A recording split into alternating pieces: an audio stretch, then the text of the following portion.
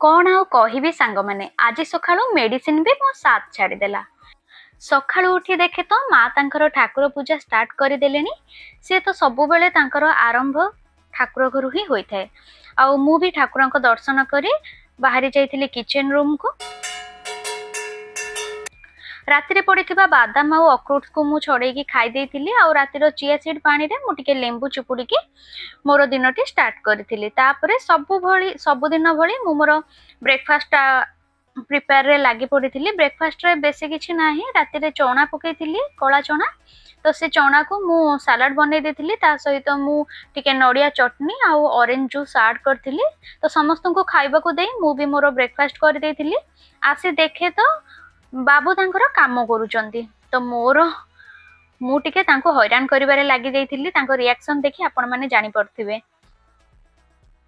तो मु मोर पेड़ी पुटला खोलिकी बसी पड़ी जेहेतु ब्रेकफास्ट सरची। तो मेडिसिन खाया पे आपण माने देखंतु मेडिसिन को काढू काढू मेडिसिन मते केमती धोका दोचे।